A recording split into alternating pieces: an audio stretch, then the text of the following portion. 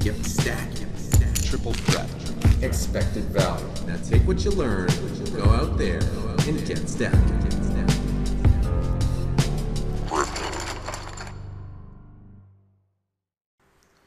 What up, Gripsters and random YouTubers?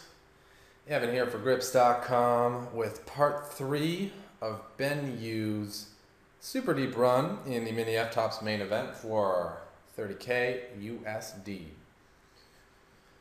In part 2, we saw Ben continue his extremely aggressive ways, getting into some heavy 3, 4, 5, and even 6-bet wars. It was hectic. It was very hectic. For the most part, Ben's timing was pretty on point, but on the occasions it wasn't. Our best friend, the deck, was able to bail him out. So far, I think we've only been all in once for our tournament life. It happened to be a massive pot, and we won it. So, we've got a lot of chips, and Ben has shown his willingness to butt heads with his opponents and not back down. I think this is a key trait to the best tournament players in the world, is that fearlessness, that willingness to just stand up for yourself and go for it. And I think there's a ton to learn from this hand history. Only bit of advice I'll give in regards to what we've seen so far. It's important to know when to slow down sometimes and know that occasionally you got to take your foot off the gas. But when it comes to reviewing hand histories, there's no need to ever slow down. So let's put the pedal to the metal. We got, wow, do we have over 100 bigs? I think we do. We have like 150 big blinds. This is super deep stacked. That's cool. So we're going to check call. We flopped a pair after defending. And when our opponent checks back, might as well, why not just turn the hand into a bluff? Might be able to get a jack to fold. Might be able to get a 10 to fold. Repping an ace. Ben just took his showdown value. I think we're going to see a lot of interesting spots out of the blinds in this hand history. Ben's shown in the first couple parts that he's willing to defend. And now that we have over 100 bigs, defending is going to be even more justifiable in a lot of spots. So, easy game here. 3-bet the kings. Get it in against the ace-king. Don't lose. Not on that turn. And now we're back up to 150 big blinds. Good place to be. Very comfortable.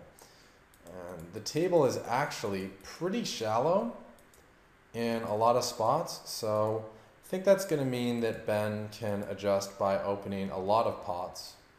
And when we make the nuts, we're obviously taking this guy to the house, max value. If anyone says he got lucky there, well, yeah, we did get lucky to make a straight, but let's look.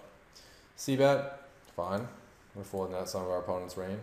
Turn, we're definitely folding out some floats and some weak made hands. Also, we're laying ourselves 2.6 to 1, where, you know,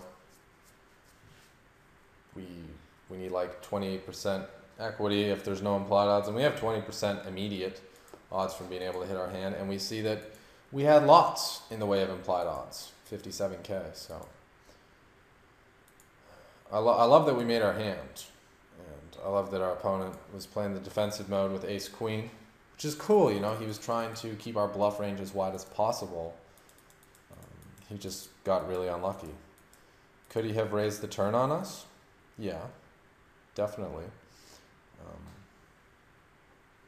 But if he raises the turn on us, we fold all our bluffs and just continue when we have him beat.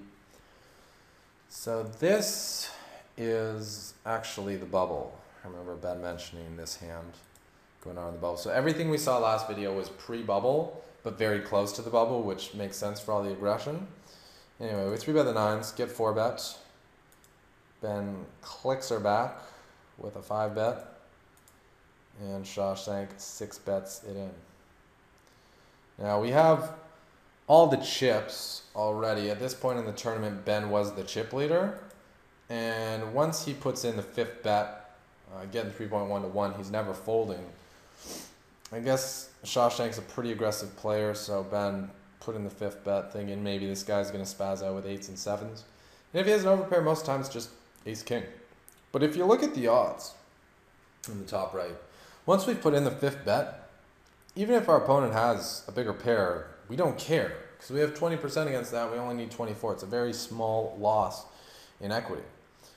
But if he's ever bluffing with the 4th bet, our 5th bet gains us a lot of value with our fold equity. So it's a flip. And on that turn, we are now the runaway chip leader with 180 big blinds. Benny boy, what are you going to do with them chips? Probably raise a lot of pots and take flops multi-way. Looks like we're going to be getting more chips again. Check raise. Hit the showers, Olives. This is insane stack. So at this point, I believe the bubble is burst. And, okay, we got a reshove of 10 bigs. And we have ace-9 needing 39.5%. I think it's stove time. Because at first glance, I'm like, wow, ambitious call. But Alina is an extremely good player. So he's probably shoving any pair. He's probably shoving any Broadway. Let's start with that. See what our equity is. We're profitable. And I think there's a good chance we'll see these in there as well. And at that point, we're very profitable. The only risk is that the button may have a hand. But in all honesty, he's probably opening like 50% of hands. And when we call the shove, he's probably only continuing with like, I don't even know if he calls with king, queen. It's probably something like that, like 4.7. So he's calling 1 time out of 10 that he opens. So it's really just not happening that often. Oh, but it did. So we should probably fold at this point. Yeah.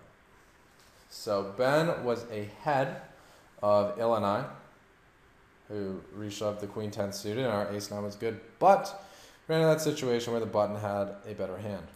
So Ben's call is profitable as long as Chassern's folding. But it's interesting to factor in sometimes we call and then have to fold and don't get to realize any of our equity. I don't think it's a spot where Ben needed to take it. Like, he already has so many chips. His stack isn't going to be affected that much by gaining or losing 40K.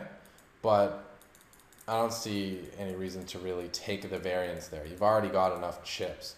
You're not going to gain more flexibility by busting a player there or by picking up those chips. And there's not a lot of value to be gained by busting a player when you're just into the money. If it were, final table bubble or final table and there were significant pay jumps to be gained by eliminating someone, I would understand the wanting to go for it a little bit more. But at this stage, I just don't really think there's value in trying to force a flip there. Now, Alina is an extremely good player, so maybe you want to try to bust him from the tournament. But you have position on him. You guys got 10 blinds. What do you care if he's in the mix? Doesn't matter. All right, Ben slowly but steadily chipping up, getting his defend on. But we see that he's playing, despite playing still pretty loose pre-flop, at this point he's starting to play much more honestly post-flop. And talking about at the start of this video, the ability to change gears. It's important to be able to change gears post-flop as well as pre-flop. I like that bet there. Mario looks like he has something that he's trying to get to showdown that he likes but doesn't love. That could be a pair between kings and fives. That could be flush draw, maybe, or 10. was thinking it could be some like ace high, but I realized the better ace highs have made pairs or straights by the river. Either way, you can definitely fold them off some pairs here, and we can afford it. 25 to 57. I mean, why the hell not? I'm getting great odds, and anything other than like king queen, ace jack, or slow played king isn't really loving the situation there. Back to our 3-betting with our suited jacks. One of Ben's favorite plays, clearly, because we saw him do it all of 2 times. All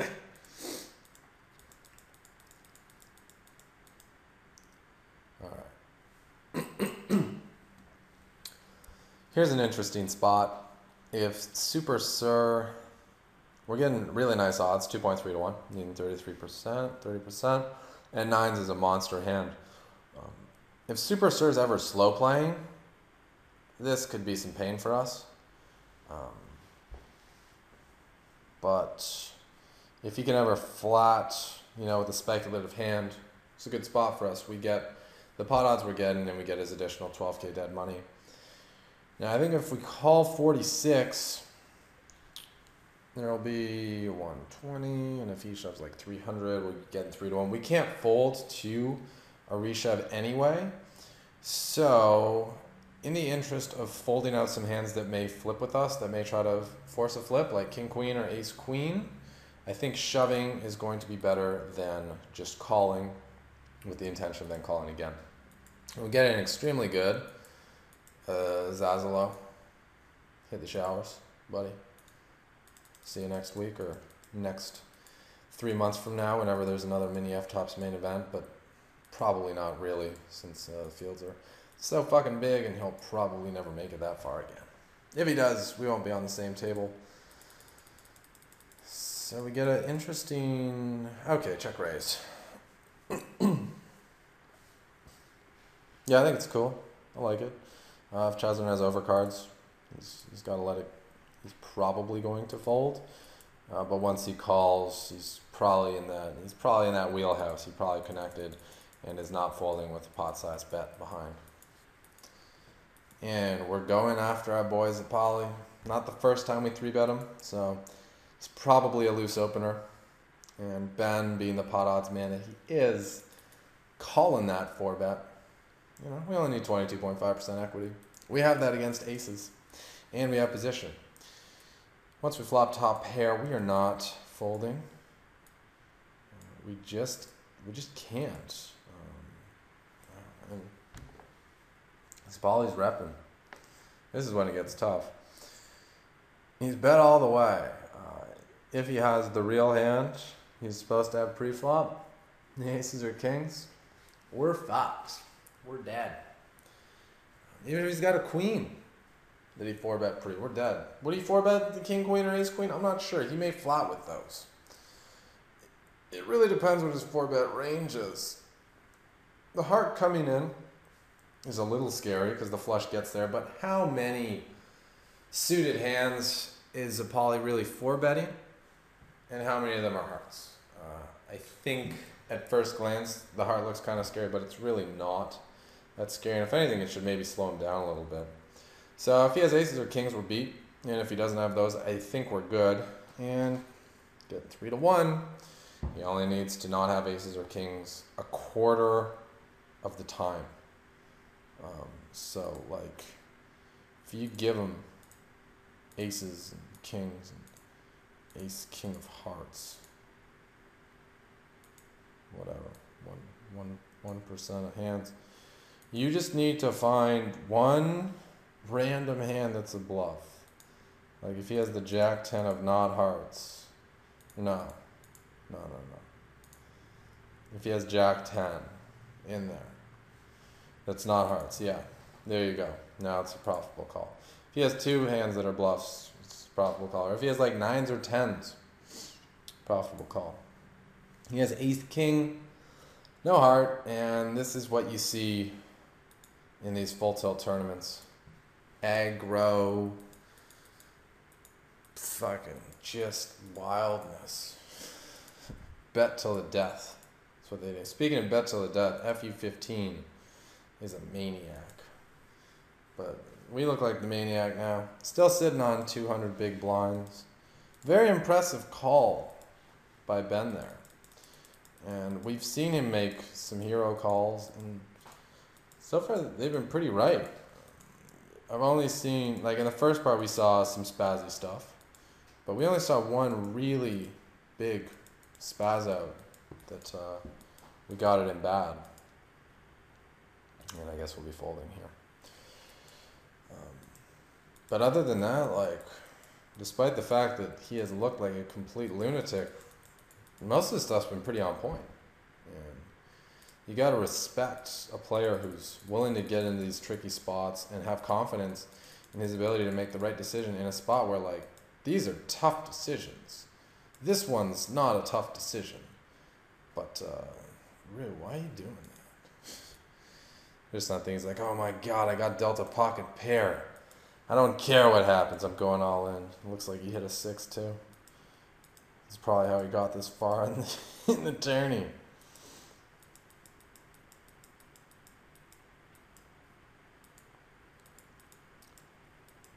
Okay, we got some more floating. Ben decides to check raise the turn. Try to fold his opponent off overcards. As long as Bierks doesn't have a big pair, this is going to fly, and it's 80 to win 140. Decent price. I think once we're called, it's game over for us. Although on the ace river, yeah, maybe. Nah, I don't buy it. I was going to say maybe you can fold him off like, his sixes through kings or whatever, but like, for us to credibly rep this ace, that means we check raise the turn with an ace as a bluff and got lucky and hit. I'm just not buying it. I don't think that this particular ace is all that scary of a card. And he jams it in. Or maybe we're repping 4 of a kind.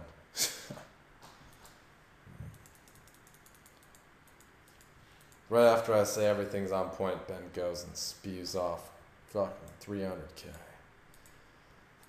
You're making me look bad, mate. But the deck is making you look real good. I'm just playing, man. Just playing.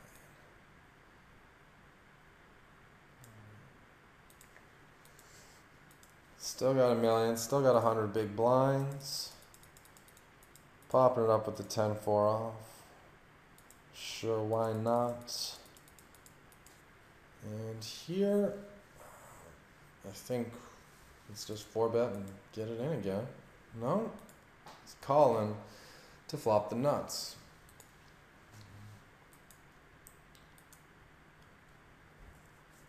Very intrigued by the jam when you blocked everything up on the flop rather than just flatting. There's going to be a pot-sized bet left on the turn, so even if a scare card comes, I think with his overpairs, he's just going to put you all in because it's one more bet. And if he has like ace-king or ace-queen, I don't feel like he would call a shove. But if he improves to a hand that's drawing dead, he may put the rest of the money in or check call. So fill me in on this hand. The flat pre makes sense, but it seems counter to what we've been seeing so far. And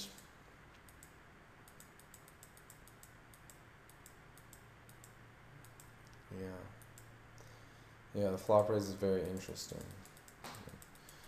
Maybe you're trying to make it look like a draw, so he'll call with the ace queen, ace king, putting you on jack 10 of clubs. I could see that being a cool play. I mean, the sizing did look like you hit that in a 3-bet pot. It definitely didn't look like a set. We were going after a big stack. Like the bet size on the flop. Really like the bet size on the flop. Question is, does he ever peel the turn with the non-ace hand? And if so, will he fold it?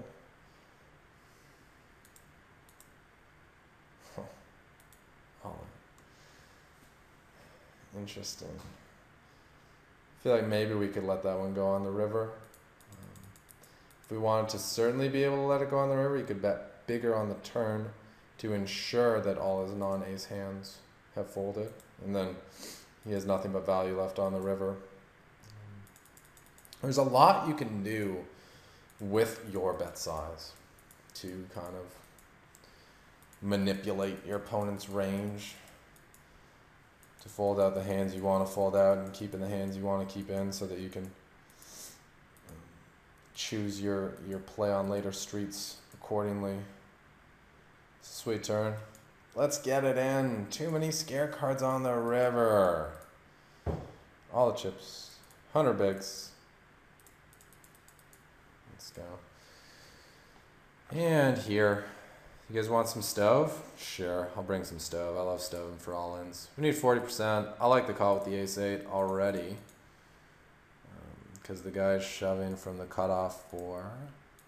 he's got like 9 bigs. So, it's probably... Whoa, no.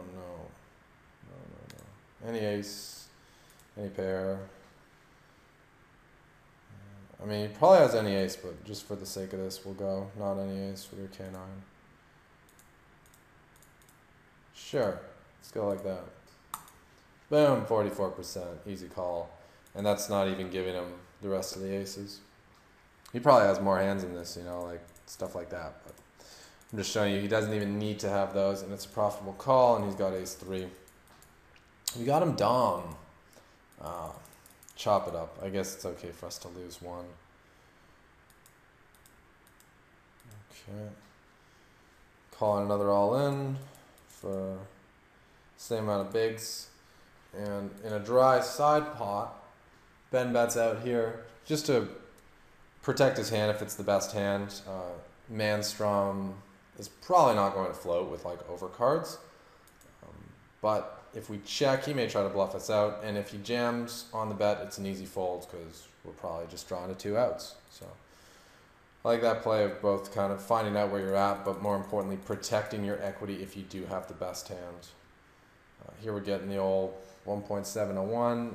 It's close. I mean, ace rag, like ace 5 suited is particularly a cool hand, but it is ace rag, and I'm in stove. Let's just stove it, because I know this one's close. Let's just go that. Let's just go that and see what that is. Okay, never mind. It's not fucking close. It's a snap call. Unlucky for us. We lost a race.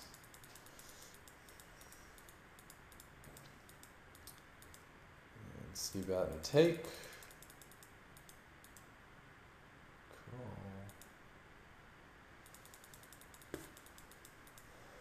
Not calling that. And not calling that. And not calling that. We're going to slow things down a little bit. Not too much, but a little bit, because we are starting to get relatively deep. Starting to get pretty far into things, and I have a feeling we may be seeing some of these faces on the final table. So the more information we can get about their habits and how they play, the better. This is a pretty loose defend, facing an open of a 22 big blind stack. Ben, fill us in, because to me that just looks like, I mean, you've shown you're pretty maniacal, but that's just like another level of it. Okay, pretty easy spot here. Get the money in, and ooh.